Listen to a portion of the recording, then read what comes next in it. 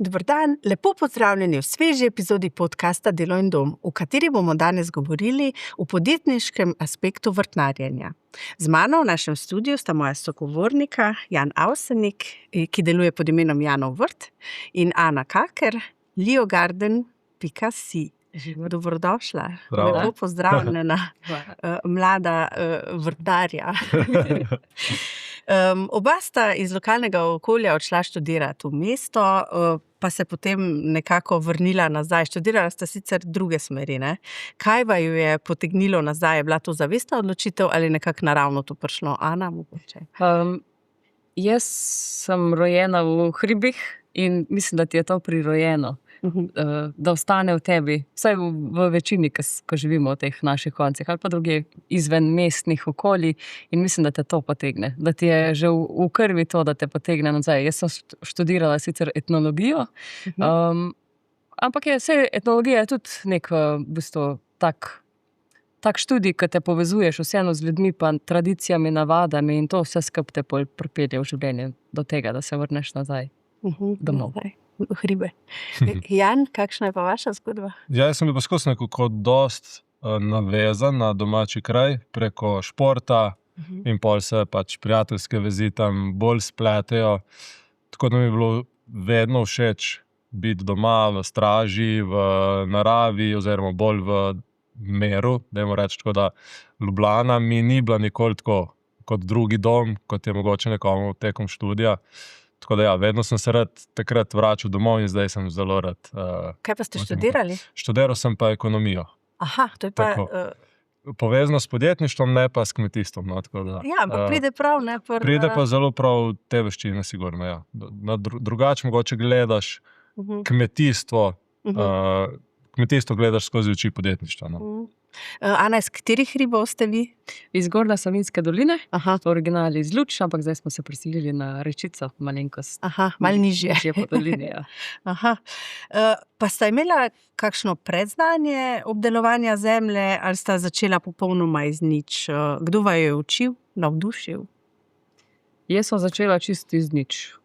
Je nekaj predznanja mogoče od doma, kar vidiš, kak starši delajo. Aha, ste imeli že prej vrt oziroma? Mama je skozi imela vrt. Sicer kot mali se za to ne zanimaš toliko veliko, ampak sploh potem, ko svoje otroke dobiš, takrat te šele po moje najbolj potegne. Zato, ker je bistvo tega, da tudi tvoji otroci jejo zdravo hrano. Po mojem to najbolj preseka, da te potegne v to. Ja, jaz tudi nisem imel nobenega predznanja. Imeli smo doma vrtove, sem pomagal štihati, krompir poberati in tako naprej. Nikoli me pa ni tako res pritegnilo, da bi jaz pa to delal. Potem pa, ko sem študiral, sem pa najdel posnetke na YouTubeu od tržnih vrtnarjev iz Amerike. In me je v bistvu tisto vizualno pritegnilo, da bi se s tem ukvarjal. Potem sem pa počasi začel doma vrtnariti, potem pa naprej. Sem pa rekel, dajmo pa to probati delati kot dejavnost, kot preživetje. Pa sta imela mogoče prej kakšne druge službe ali je to nekak iz študija direkt se... Jaz sem delala kot restauratorka v Ljubljani. Super služba, ampak bi me ubilo. Jaz nisem mestni človek in ne bi mogla živeti tule, ker življenje z naravo je čisto nekaj drugega. To ti da znam povedati. Nekaj več. Ja, jaz sem začel pa že tekom študija, torej z vrtnarstvom se ukvarjati. In potem ko je nekako status mi potekel, sem podprl SP, tako da dejansko nisem bil še nikoli nekje redno zaposlen. Imam to srečo, da sem pripeljal zdaj podjetje na to točko, da lahko rečem, da je to pač služba, da ni, da se še lovim. Tako da ja, prva zaposlitev. Super. Se pravi, učili ste se z YouTubea in iz otroških izkušenj, kaj pa... Jaz tudi preko knjig, moj partner Tadej tudi ogromno o tem bere, me tudi on nas naučil, pa z izkušnjami sem se največ na napakah tudi naučila. Kako ste se pa iz tega dela razvili vajeni podjetniški ideji, ki sta sicer malo različni, mogoče vsak svojo obrazloži, pa mogoče zdaj začnemo v Janu?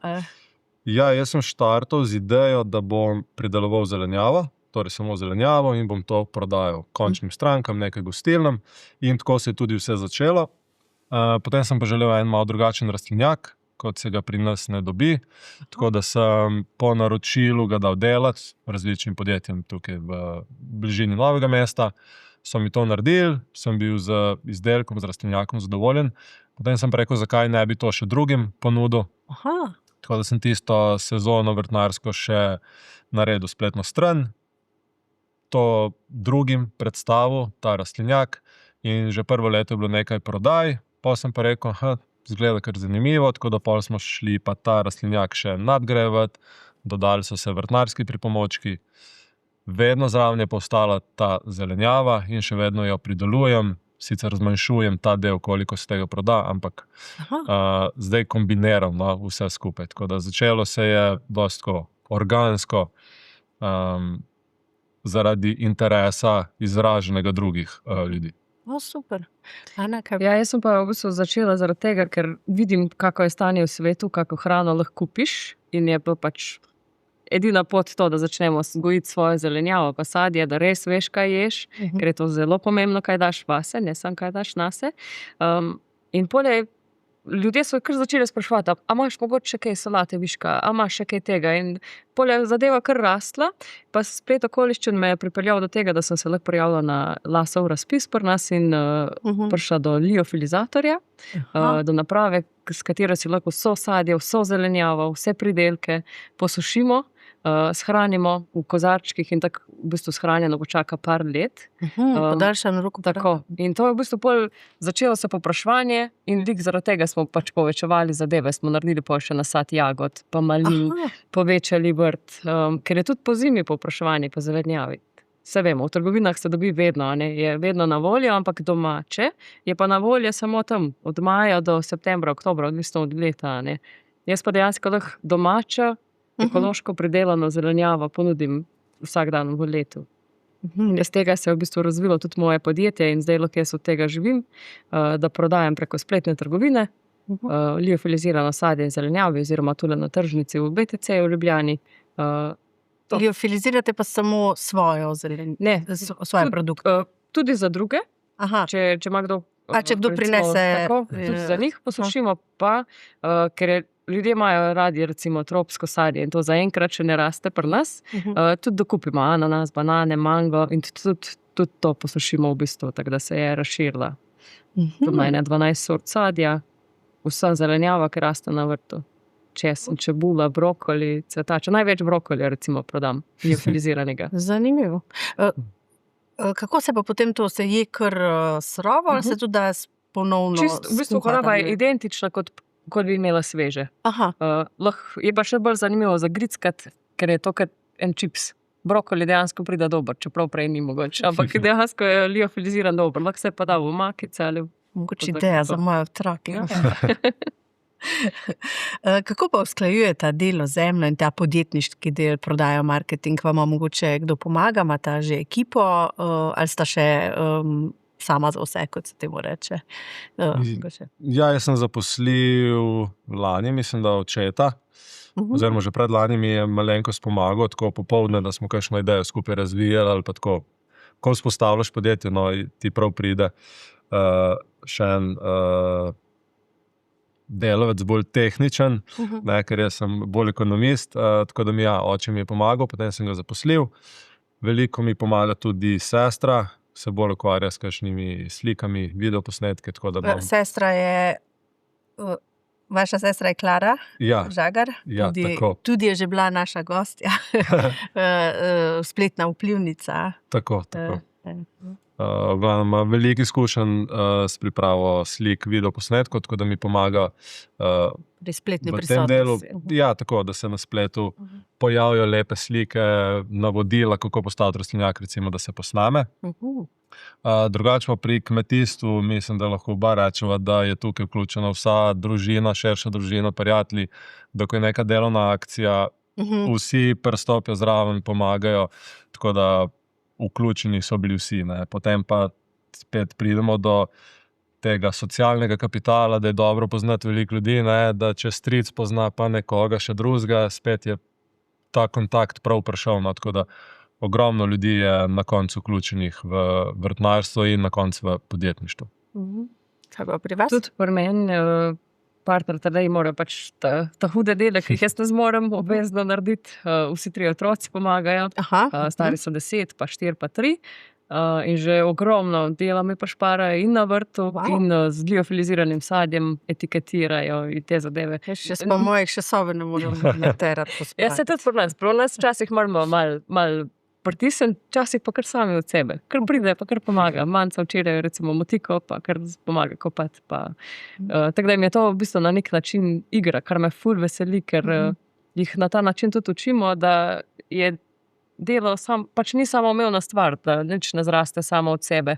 Pol imamo pa isto, širša družina. Tašča mi pomaga, pa hodi na razne sejme. Mama in oče moja mi poučujeta otroka, ta mala dva, recimo, če imam jaz kako pot kam ali pa kaj dela. Tako da nas je ogromno vključenih, nisem sam jaz. Je pa veliko na meni, kar se podjetja tiče, razna marketing in to, kar pa včasih predstavlja malo težava, ker ne poznaš vsega, ne znaš vsega in pol mogoče ne izpade tako dobro, kot bi nekdo, ki se s tem ukvarja, naredil. Ampak se učimo in to je ta lušni del pri tem. Ja, res je. Kako pa izgleda vajen tipičen dan? Oblečeta se in greta v pisarno? Ja, greva. Samo malo drugačno pisarno. Pod milim nebom. Jaz zjutraj, ko vstanem, najprej nahranim živali. Kokoš, imate tudi živali? konja, zajce, zaenkrat ziher še kaj pride. To pol naberem zelenjavo za zelenjavne košarice. Sploh med letom, sezoni, ko so, kar ljudje naročijo, zelenjavne košarice, jih potem dostavim, potem zapakiram naročila, ki so prišle preko spleta, naredim kaj na vrtu, čez ta hudo vročino, recimo poleti, gremo malo v bazen, ki ga imamo, tako da je taka razgiban delovnik in jaz super. Ja, pri meni pa ni, težko govorimo o tipičnem dnevu, delovnem dnevu, ker je... Če delaš z naravo, je to se spreminja. Ker je zelo sezonsko, no.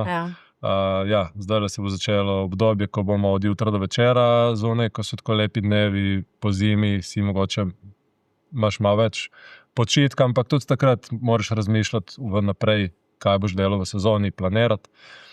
Tako da ni tipičnega dneva, ker en dan je lahko dež, pa si rečeš, na srečo si lahko takrat noter, no, kdaj moraš tudi po dežju delati.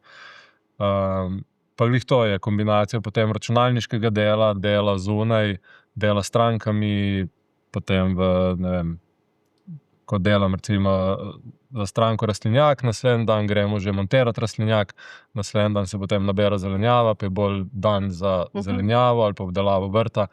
Tako da zelo, zelo razgiban delovnik. Monotono in dolgočasno nikoli. Monotono ni nikoli, je pa težko planirati, oziroma kdaj pridejo trenutki, ko imaš polno glavo vsega, ne veš, česa bi se sploh lotil, polno nekih malenkosti, potem še kakšni klici pridejo noter. Ampak na koncu dneva vidiš, koliko si naredil, pa si še vedno zadovoljen. Imate vi tudi kakšne živali? Jaz živali zaenkrat še ne. Delam pa na tem boju. Letos verjetno že bojo. Katere pa? Letos bodo piščanci, drugo leto kokoši. V te vode bom zdaj počasi začel. Ampak to za jajca ali pa za... Za jajca, oziroma piščanci za meso, kokoši potem za jajca. Bo pa vse tako obvladljiva količina, neč preveč, pa nikoli še nisem imel ali pa doma nisem imel živali, tako da bom počasi še na tem področju zdaj učil, da vidim, kako je. Vi pa že imate? Lani ste jih dobili? Kokoši smo dobili lani, zajce letos, konja že 2 leti nazaj, tako vsako leto dodajamo nekaj novega. Ampak tudi bolj za lastno uporabo? Za lastno uporabo in za te zelenjavne košarice, recimo. Tako da, recimo, kokoši imamo zdaj jih 25, ampak je že premalo, recimo, je več povpraševanja, kolikor jih imamo, ne, recimo. Je bilo pa vse in vrt in živali za nas primarno. Za pot do samooskrbe. Pa se v Sloveniji da živeti izključno od takšnega načina dela, vrta, pridelave hrane, samooskrbe oziroma manjšega kmetijstva? Kje so realne meje in priložnosti? Je to neka tržna niša, ki bi jo mogoče mladi lahko celo bolj izkoristili? Tržna niša, jaz mislim, da definitivno je. Treba se zavedati, da je to zelo veliko dela. To se praktično nikoli ne konča. Ne moreš reči, naslednji teden sem pa frej, ker nisi. Je pa sigurno bistvo tega, da veš, da milijonov tu nikoli ne bo. Ne moreš toliko zaslužiti, da bo zdaj pa čez 3 leta pa kralj in nič delal. Ampak to, realne meje si moraš postaviti. Je pa po mojem samo od vrtnarjenja kar težko, no? Moraš imeti kar ogromne površine, da lahko samo od tega živiš, zato imamo pa vsi še nekaj zraven, ne? Da iz tega ven izhajamo še na nekaj drugega, po mojem. Jaz mislim, povpraševanje je sigurno čedalje več, recimo po jajcih, torej da so kure samo na paši, se pozna hiter razlika v kvaliteti, pa tudi povpraševanje je veliko po zelenjavi, torej domače pridelani, brez nekih preparatov, torej kot da bi šli skoraj babici na vrt, ne. Povpraševanje je veliko, tako da jaz mislim, da se bo še več kmetij kakšnega tega lotilo, no, pa tudi, da gre prodaja direktno strankam. In par kmetij poznam, ki to uspešno delajo in se mi zdi, da torej samo z vrtnarstvom in naprimer zraven z jajci lahko imajo, dajmo reči, dobre plače, je pa, kot je že Ana rekla, ne da se pa tega toliko stopnjevati, da boš prišel do ne vem česa, ker je vse, kar narediš, je omejeno s tvojim časom in fizičnim delom, ki ga daš noter. Ne? Mislim, da ljudje, ki to delajo, pogruntajo, da ne rabijo toliko dosti. Točno to je. Mislim, da to. Ker ni, pri nas bogatstvo se ne meri v denarju, po mojem. Vsi ga rabimo, ampak bogatstvo pri nas mogoče bolj zdravo telo, srce, duh. Pa je ljubezen do tega, kar delaš, oziroma nekega. Denar je pač posledica, ker vsi ga rabimo za življenje, ampak so še pa ogromno drugih večjih stvari, ki so bolj pomembne. No, zdaj, ko se mogoče tudi govori toliko o tem, kako bo ta svetovna kriza vplivala tudi na kmetijstvo, ne? A se to tudi takšnih predelovalcev dotika, ali vi delate z drugačnimi gnojili, ki niso odvisna od... Jaz predvsem delam veliko s kompostom, pa zeleno gnojenje, torej nekih mineralnih gnojil ne uporabljam, tega ni, tako da ta kriza ne vpliva preko gnojil, vpliva pa mogoče bolj v pozitivno smer, to sem jaz začutil, ko je bil COVID, recimo, takrat je bilo pa več povpraševanja po zelenjavi, ne. Tako da mogoče bojo taki dogodki glih pozitivno vplivali na lokalne pridelovalce, tiste, ki znajo potem hitro prestopiti do končnega potrošnika in mu dati domačo zelenjavo. Tako da mogoče glih kontraefekt. To je pa pozitivno, ne? Jaz mislim, da v krizi vedno se v slabem najde kaj dobrega in vsaka kriza ljudi pol malo zbrihta, po domače rečeno, po mojem, da vidijo, da je boljš kupiti tam, ki je fajn zrastlo, doma, lokalno. Pa tudi tukaj mogoče butično delamo, da nismo vezani potem tudi zdaj recimo na nafta gor, naprimer, ne. Vse je rabimo, ampak... Imamo neke stroje, ni pa to nuje, da mogoče upravimo svoje delo, tako da smo tudi glede tega malo bolj prilagodljivi ali pa tako. Morske naučili že, da veš, tudi v krizi, kako gre naprej. Veliko ljudi pa tudi nekako idealizira to delo na vrtu. Kaj pa je mogoče ta slaba stran realnosti, ki je mogoče vsak ne opazi, oziroma tisti, ki ne dela v tem, ne vidi? Ja, realnost je, da, kot sem že prej omenil, vreme, da kdaj, če moraš nekaj narediti, pač greš ven in delo opraviš. Je pa klen dober rek, da ni slabega vremena, je samo slaba oprema, tako da ne iščemo izgovor, ampak pa si damo dežno jakno gor, škorne in se gre delati in se lahko tudi po dežju žvižgaš zraven, pa uživaš. Terapija. Jaz pa mislim, da prije kdo na obisk reče, wow, kak lep vrt, jaz bi tudi to, super je. Vse res lepo zgleda, ampak večina ljudi ne vidi, koliko je dela v zadnje. Ne pa vsak reče, pa je draga zelenjava, v Eurospinu je cenej. Ja, zato ker v tej zelenjavi je ogromno orodja, ogromno mojega časa, ogromno znanja in če vse to preračunaš, je dejansko tisti končni produkt zelo poceni. Pa to je, skozi moraš biti prisoten. Recimo sušno leto moraš vsak dan zalivati. Ne moraš kar iti na 14 dni na dopust, brez da si zorganiziraš celotno familijo, da ti bo prišla pomagati, pa zalivati, pa za živali skrbeti. Ne moraš kar iti, pač moraš biti skozi prisoten. To je pa življenjski slog. To. In pol imaš pa slabo leto, imaš neke škodljivce in ker ne uporabljamo nobenih pesticidov in teh stvari, se imaš na naravni način potruditi, kar dlje traja, ti pade volja in tak naprej. Ogromno dela je to, ker je to je način življenja, to ni glih sam podjetje, ampak je dejansko cel način življenja. Ja, pa imamo tu še naravne nesreče, ne? In Tako. res te hude vremenske situacije. Vi ste imeli kaj škode v poplavah? Hvala Bogu, mi ne, ker smo na hribčku, ampak okrog je bilo pa kar hudo. In točno takrat te situacije te spomnejo, v bistvu, da dobro delaš, da je dobro, da to delaš, ker te lahko rešijo. Recimo, takrat so bile trgovine zaprte, hvala Bogu je bilo to poleti, da smo imeli ogromno hrane in to te pol nauči za naprej, da si še več narediš shrankov za zimo ali pa za hude čase, recimo, ne, kar nam ta liofilizacija nam, hvala Bogu, to zelo omogoča. Pa tudi razno vlaganje in to, ne, vse, kar je možno, si shran za zimo. To, pa da smo se naučili jesti sezonsko. To je zelo pomembno, po mojem. Ljudje so se došenca čist preveč razvadili. Ja. Vsak bi decembra imel paradižnik. Jaz tudi čečaram, moj paradižnik decembra ne raste. In mislim, da je zelo pomembno sezonsko prehranjevanje, ker po zimi je repa, je zelje, je korenje, take zimske zadeve. Ne? In to bi ljudje, če bi se tega navadili, bi tudi bolj kupovali pri lokalnih pridelovalcih in mislim, da bi to celotno sliko zelo izboljšalo. Ja, včasih je nekako skoraj vsaka hiša imela vrt, danes pa vrtove nadomeščajo betonski tlakovci, nadstreški za avte. Pa mogoče je samooskrba danes realna možnost ali je bolj ideal? A so ljudje še pripravljeni? Mislite, da bi se znali vrniti mogoče k obdelovanju ali smo preleni? Jaz imam tele na plonk cegelcu napisano, da v Sloveniji na leto izgubimo več kot 800 hektarov zemljišč za industrijo, trgovine in te zadeve. Zemljišč, ki bi lahko poskrbela za večjo samooskrbo v Sloveniji. To jaz mislim, da je kar zelo grozen podatek. In malo napačno smer gremo. Samooskrba, jaz mislim, da je čisti ideal. Mislim, da to ni mogoče, čist 100% biti samooskrben, ker so velikost vrta, ki ga moraš imeti za samooskrbo, je prevelika. Ne more se tega vsak niti privoščiti, niti vzeti v najem. Jaz mislim, da pot k samooskrbi, začetek se začne tam, da ljudje začnejo kupovati lokalno. Ne, da greš v trgovino po vsako zelenjavo, ampak greš raje k sosedu, ki ima kmetijo. Tam se začne samooskrba.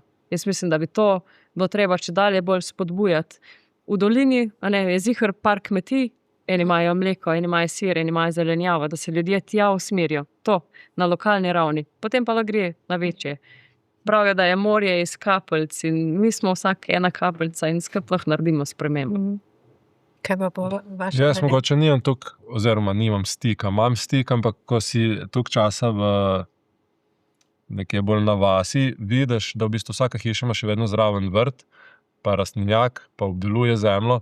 Ampak ja, ko greš pa nekam bolj v mestu, tam je pa večina prebivalstva, oni pa tukaj si ne pridelujejo. Tudi te novejše hiše, ko nekdo si jo postavi, je manjše zemljišče, zraven so mogoče dve tisti visoki gredi, ampak tisto je glih tako, za sprot, kakšno zelišče za med, pa kakšno solato. Ja. Tako da samooskrba zna biti mogoče problem. In upam, da bo čedalje več mladih se lotilo na take načine, mogoče kot midva delava, ko niso to hektarske njive, ni to velike mehanizacije, ni velikih investicijskih vložkov in na ta način se še vedno da veliko pridelati. No? Tako da upam, da s tem, ko mogoče že tole snemamo, koga spodbudimo, da se bo pa lotil tega. Kako velik vrt pa bi recimo ena družina potrebovala po vašem mnenju, da bi si pridelala neko osnovno zelenjavo za svojo porabo? To bom tudi napisala. Sem šla prav iskati podatke in to zdaj bom povedala na osebo, koliko je za malo samooskrbe, se pravi, da imaš neke zelenjave pa sadja. Ena oseba približno potrebuje 600 kvadratov. Za čisto samooskrbo, se pravi, da lahko imaš tudi žito, da lahko imaš krompir, živali in krmo za živali, pa potrebuješ 4000 kvadratov na osebo. To je ogromna površina in to je skoraj nemogoče. Se pravi, za eno družino, če to na osebo, je pol to zelo, zelo veliko. A ne. Bi se pa to lahko rešilo, ker zdaj predelujemo vse, a ne. To nam tudi po mojem preveč časa vzame, a ne. Pa imam jaz vso zelenjavo, pa ima Jan vso zelenjavo. Mislim, da bi že bilo tudi lažje, če bi jaz imela 4 vrste zelenjave, pa ti druge 4 vrste, a ne. To, da bi se tako povezovanje kmetij, da nima vsaka vsega, ampak da se specializiraš za nekatero zadevo, se tudi boljš ti uspe. A ne? 35 sort zelenjave ne morete vse uspeti, ker ne veš, kaj nekateremu škodi, kaj ne. Če imaš pa 4 vrste, pa mislim, da lahko vrhunsko narediš to. Je pa samooskrba tukaj širok pojem, da se ga da razčleniti na 100 koščkov, kaj točno želiš imeti. Če bi samo neko zelenjavo, pa v zimnico se lahko to zelo skrča. Če so tukaj žita, se poveča površina, če želijo meso, se spet poveča, tako da težko je točno govoriti. Ja, lahko se pa tudi samooskrba na ta način, da kupiš pri lokalnem kmetu, recimo, pa si samo vložiš, a ne, pa si za zimo samooskrba, recimo, ne. Tak širok pojem. Ko sem jaz odrasla, mi smo imeli vrt in velik vrt. Vso zelenjavo smo sami predelali, vso žito smo kupili pri lokalcih in sami mleli moko, ker je vse industrijsko strupeno. Meso je bilo od sorodnikov, mleko smo hodili na kmetijo. Zdaj pa ne vprašajte, kako zdaj živim tamle v stanovanju. Ja, plusi in minusi, a ne? Bi bilo mogoče ne veš, kam lahko prideš. Ja, ne veš, kam lahko prideš. Ja, če bi nekdo danes začel delati brez izkušenj, brez zemlje, kaj je pa tisti prvi korak, ki ga vidva priporočata? Znanje je že kar pomembno, ker če ne da se na izkušnjah učiš, ti časa več vzame, a ne. Tako da je dobro, da se malo poinformiraš. Se danes imamo ogromno teh socialnih medijev, ki lahko ogromno pogledaš, pa se že tam kar nekaj naučiš, pa začeti to delati.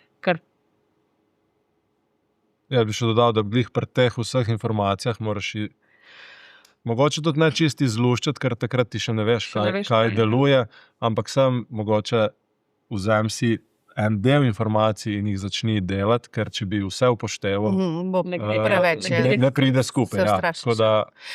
Pa vidim, da je zdaj dosti v trendu to, da se ljudje na družabnih omrežjih tako se lotevajo, ne vem, prenov objektov in to, ali gradne nove hiše in to delijo vse na družabnih omrežjih. Zdaj tudi vidim, da kakšni vplivneži štartajo z vrtom, pa se učijo od sosed in babic in tudi to je zdaj neka stvar, ki je v trendu. Kaj vam pa delo zemljo daje, česar nista našla drugje? Zadovoljstvo takega, ki ga nikjer drugje ne najdeš. No, meni je to, da lahko, pač, ko sem rekla prej, da imam super pisarno pod milim nebom, da lahko grem ven, nabiraš zelenjavo, poslušaš ptičke, ki ti pojejo, ne vem, že sam stik z zemljo, ne to, da primeš pa kar wow, čudeš, ampak ne vem, neka energija se pretaka, ki moraš to doživeti, da razumeš. Fajn je. Pa da čutiš celo dihanje narave, kako se tudi sezonsko spreminja, ne. Pa gre zjutraj ven, pa je rosa, pa malo bolj hladno, pa se začne segrevati, pa se narava prebuja, pa tako sem velikrat pa tudi, no, saj jaz pridem do tega občutka, da pa greš na vrt, ne toliko z mernostjo, ampak s hitenjem, pa s polno misli in potem ne prideš do teh istih občutkov. Tako da kdaj je tisto bolj res, kot da si na šihtu, zdaj moramo pa to narediti. Še vedno pride trenutki, ko pa si v naravi, ko malo pogledaš tudi gor, kaj se dogaja. Ali pa tako, ko prideš v mesto. Tele se sploh spomniš, da je fajn, da si na kmetih. Najlepša hvala vam za tale prijeten klepet. Upam, da smo koga spodbudili, da bo začel. Hvala. Vam pa hvala za pozornost in se slišimo ponovno čez 14 dni.